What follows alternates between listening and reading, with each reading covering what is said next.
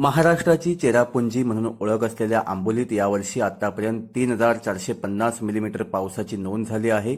सध्या सुरू असलेल्या पावसामुळे धबधबे ओसंडून वाहू लागले आहेत. त्यामुळे पर्यटकांचा देखील ओघ आंबोलीकडे वाढला आहे. सध्या राज्याच्या विविध भागात धोधो पाऊस कोसळताना दिसत आहे. अनेक ठिकाणी नदी नाल्यांना पूर आला आहे. यामुळे जनजीवन विस्कळीत झालं आहे, तर दुसरीकडे शेती पिकाचं देखील या पावसामुळे मोठं नुकसान झालं आहे. दरम्यान महाराष्ट्राची चेरापुंजी म्हणून ओळख असलेल्या आंबोलीत यावर्षी आतापर्यंत 3,450 मिलीमीटर पावसाची नोंद झाली आहे. सध्या सुरू असलेल्या पावसामुळे धबधबे ओसंडून वाहत असल्याचे चित्र आहे. राज्यात आंबोलीत सर्वाधिक पाऊस पडतो, त्यामुळे आंबोलीत सर्वत्र हिरवाईने नटलेले डोंगर, फेसाळत कोसळणारे छोटे मोठे धबधबे, दाट धुकं अनुभवायला मिळतात. आंबोली आणि परिसरात 5 ते 6 महिने सूर्यनारायणाचे दर्शन देखील होत नाही. यावर्षी देखील आंबोलीत चांगला पाऊस सुरू आहे. आतापर्यंत आंबोलीत 3,450 मिलीमीटर पावसाची नोंद झाली आहे.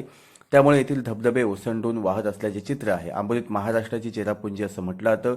पावसाळ्यात आंबोलीचा निसर्ग पाहण्यासारखा असतो. या काळात पर्यटक मोठ्या प्रमाणावर निसर्ग आणि धबधबे पाहण्यासाठी या ठिकाणी येत असतात. आंबोलीजवळ गेडे गावात कावळेसाद पॉइंट या ठिकाणी उलट्या दिशेने वाहणारा धबधबा पर्यटकांना आकर्षित करत आहे. कावळेसाद हे एक पठार असून पठारावरून वाहत असलेले पाणी जेव्हा कावळेसादच्या दरीमध्ये कोसळते तेव्हा ते पाणी दरीतून येणाऱ्या जोराच्या वाऱ्यासोबत पुन्हा वर येते. हे अनोखं चित्र पाहण्यासाठी पर्यटकांची सध्या या ठिकाणी मोठी गर्दी होत आहे. तसेच आंबोलीमधील अनेक धबधबे प्रसिद्ध आहेत. ते पाहण्यासाठी देखील कर्नाटक, गोवा आणि महाराष्ट्रातले पर्यटक या ठिकाणी मोठ्या संख्येने सध्या दाखल होताना दिसत आहेत.